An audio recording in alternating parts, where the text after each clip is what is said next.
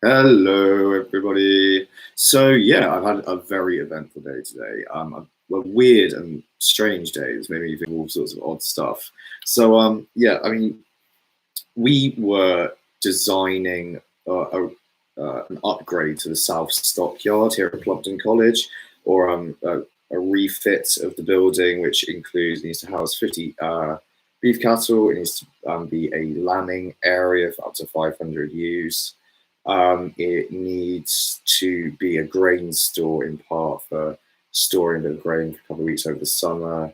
It also needs to be a calf shed, or to be usable as a calf shed if the farm comes down with TB again at some point. So I think what we decided to do is to put gates on the front of the stockyard, like galvanized steel farm gates to get on the back of it, concrete panels. Like the partner I'm with in the group I'm in, he wants one panel. I want two panels, I think, for the wall at the back. It'll tie in nicely with the grain store, which needs to be well shielded from the elements, even in summer, in case you have, like, say, a shit ton of rain or something. And then, yeah, that can be walled off with bales, I suppose, but you need quite a few bales of, like, that area of grain. They would need to, like, such a wall would be ideal. So you got to think about, like, I think I calculated it was something like 300 tons of grain could be stored there. You know, if it were in a container, was it that? I can't remember exactly how many tons of grain it was. It was some quite big number, like 200 something tons. Or am I completely wrong? Oh, well, whatever. I'll do the calculation again at some point. But anyway, my point was, like, if it's like flow everywhere, I'm not sure bales could actually keep it in. Maybe they could, like the physics of it and so on. But I mean, so like that is consider a bit, but whatever. Or like just one side of concrete and then like grain store, you know, like, and it slopes down the front and it's fine. But yeah, that would need to go in if we're going to do a grain store in there. And then like maybe cubicles for the cows, or maybe not. I think we decided on not, and just like keep a loose straw yard for 2 months over the winter. But yeah, like underneath the building, like I just had this idea that like building huge aquifers underneath the building, and then using that to generate hydroelectric power. And I initially thought, okay, like what if it's like one tank on the top, say 3 meters deep by 1,320 square meters. So it's capable of containing something like 3,900 square meters of cubic meters, sorry, of water. I guess. But yeah, where am I? And then likewise a tank beneath it, a separate tank, capable of carrying the same amount. And between those two tanks, you have a turbine connecting them. And just the water flows through a turbine and creates electricity by doing so. And then at the bottom of the second tank, you've got like a tube, uses air pressure to push water up and fill troughs in the cattle shed or the lambing shed or whatever it is. And then the runoff from those troughs, i.e. the overflow, gets piped back obviously into the first tank. So like it closes the system, but it's actually an open system because it's collecting rainwater. And what that whole like hydraulic loop relies on is nothing that violates either the first or second laws of thermodynamics. So it relies on,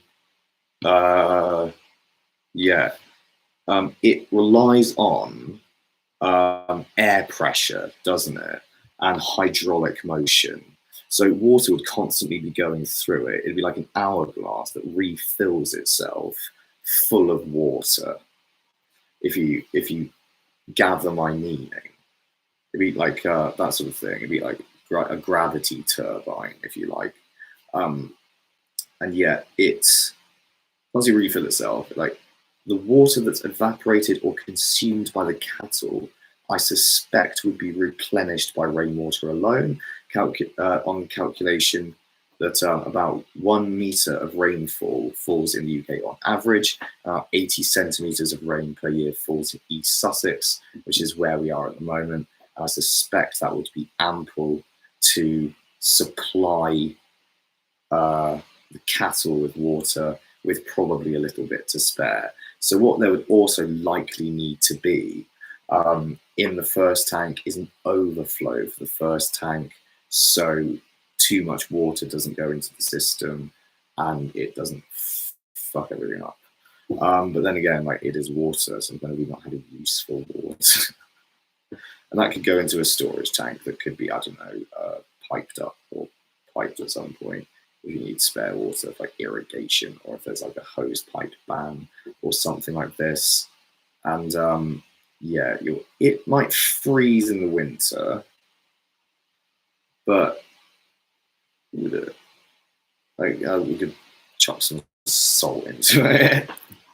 It chucks some Epsom salts into it, prevent it from freezing, I reckon.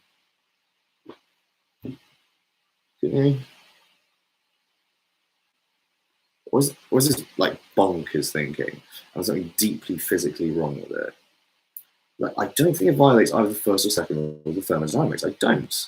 Like, the second law of thermodynamics isn't relevant to this because that's about entropy and the flow of heat through objects, and that heat tends to move to a colder area. Like, and that is like really, I guess, like related to thermodynamics specifically, where like this energy can't be created or destroyed business of the first law of thermodynamics. Like, well,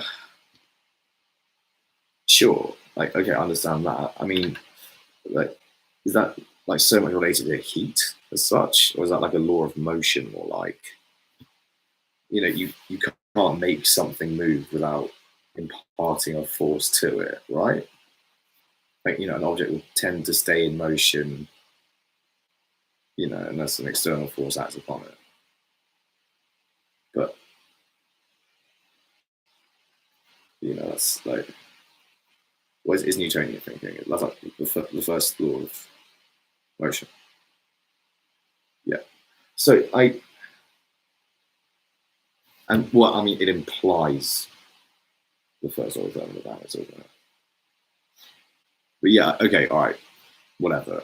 The Newtonian universe.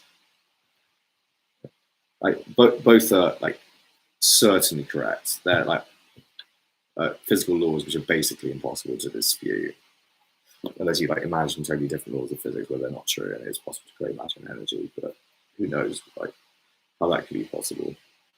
Anyway, like string theory, supersymmetry.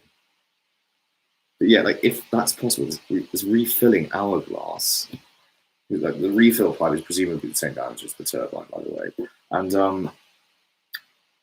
you know, I've seen like 50-watt turbines, sorry, 50 kilowatt turbines online. Like, they don't look that big. They're pretty big. Like, with all that water pressure on it, I think like 3,900 cubic meters of water bearing down on the system. That's quite a lot of water. That's a substantial amount of water. That's, yeah, very, very large amount of water indeed. I just thought, sorry, the second tank would also need to release pressure, which is fun.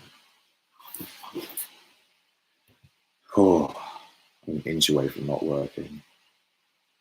Yeah, so you need a pipe going up to the surface so air can circulate in the second tank as well. And maintain air pressure in the second, but actually fucking obvious, right? But yeah, anyway, we'll see about this. It should work, I think. I think it should work. Reasons why it wouldn't work. Both cavities, yeah, they're two separate systems, aren't they? But they're part of the same thing. Or each is a system within, is systems within systems thinking. A system of cells interlinked within cells interlinked within one step. Played on a poem thing. Like Gilles Villeneuve actually wrote that poem. Good poem, very good poem actually. But yeah, very cool poem.